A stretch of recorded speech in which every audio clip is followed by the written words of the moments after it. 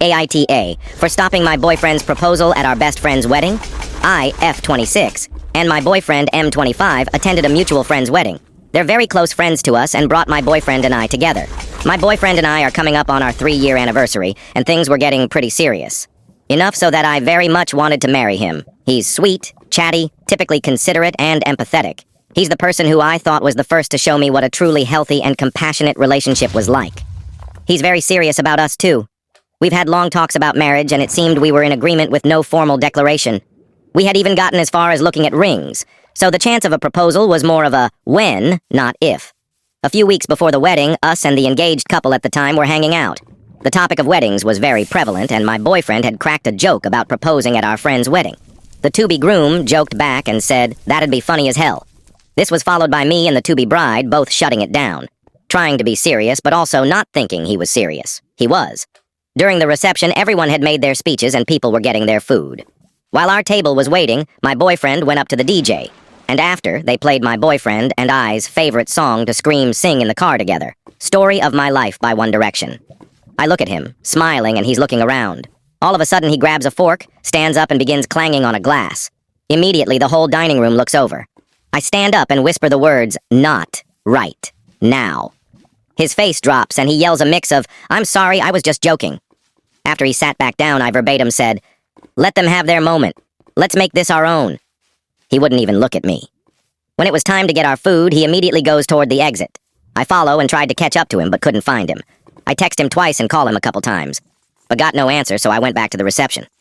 After not hearing from him for about an hour and a half or so, he returns, sits down, and doesn't even look at me.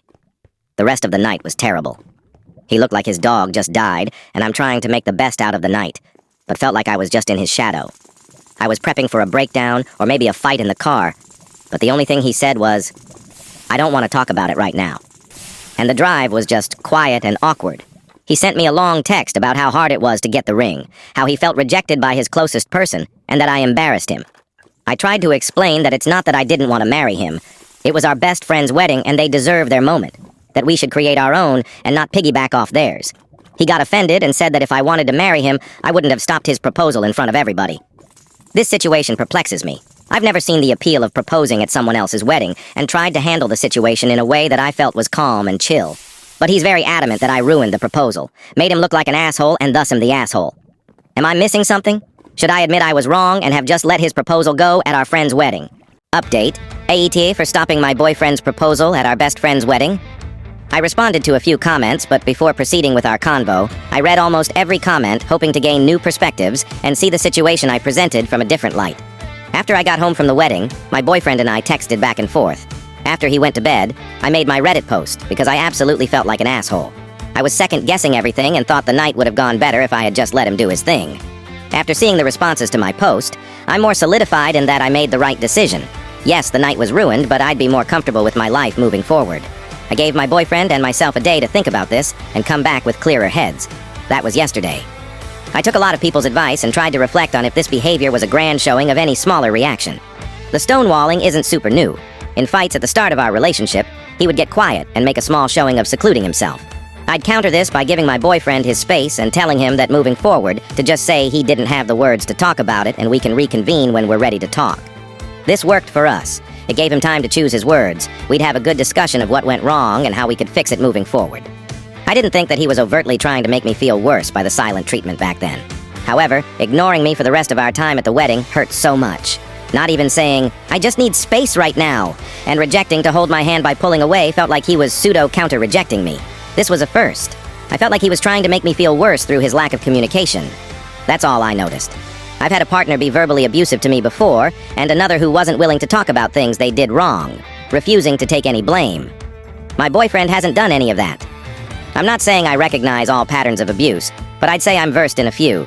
There's also been no real history of me catering to him constantly as others were asking.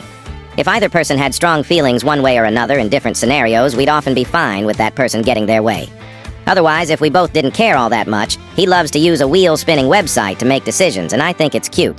We met earlier today. He came over and we sat in my living room. He broke down, he vehemently apologized and said he felt like an asshole. He said he had been reflecting all of yesterday and talking to his dad about the situation.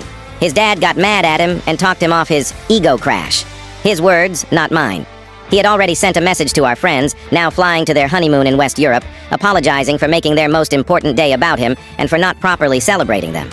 I asked why he neglected our conversation from months before. He said that the groom and their group of friends had egged him on in private since, not to propose at the wedding, but to do it soon. He didn't originally plan on doing it at the wedding. He's had the ring with him for about a month, never had any real plan, and wanted it to just be spontaneous. He told me he got caught up in the atmosphere of the wedding, saw his best friend with his girl, and couldn't stop picturing us in the same scenario. His urge overran his common sense, in his terms, and he made a choice he ultimately wishes he could take back. It very much spiraled from there. I noted that while his heart was in the right place, that doesn't excuse the shitstorm he put me through after.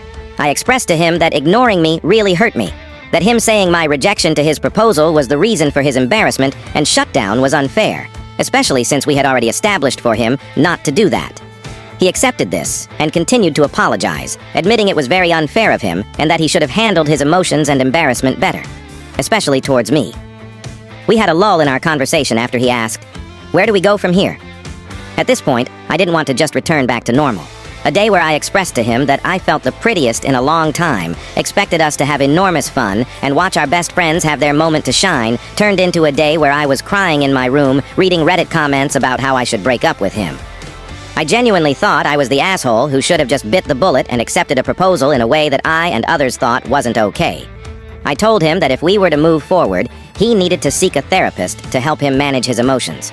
Not only from this, but other signs that he may have a panic disorder. My mom works for a mental health clinic and has offered resources before. I said that I needed time to rebuild my trust in him. He understood and is going to seek mental health resources through my mom's clinic. Until then, we'll be on a week or so break with an open channel of communication. He's going to find appropriate channels to better himself, and I'm going to take myself on a mini vacation after the emotional roller coaster that was this weekend. We did talk about what each other's ideal proposal was, something we should have talked about before the trigger was even pulled on it. I said that I didn't care for anything fancy. I just prefer it not to be public. He said that he wanted to make a grand showing of love to me and didn't care where or how. He asked if it was okay to have friends and family present or if that broke my public rule. I said that was fine and was happy with the communicative compromise. I also stated that I didn't want to be proposed to for a while so that we could let this situation rest and figure ourselves out from here. He accepted this. Something I thought was really sweet that I wanted to mention was that before he left, he said, "I do think I owe you some dancing." And so we slow danced in my living room for about a half hour until he left. A small and romantic action, prob to earn brownie points. But the conversation did reassure me that he's willing to try and be better. He recognized he was in the wrong and that a joyful day was robbed by pride and not rejection. This was about as ideal of an outcome as I'd hoped. Thank you all for taking time out of your days to reply and bring me back to earth. Thank you to those who messaged me in private to make sure I was okay or to give input.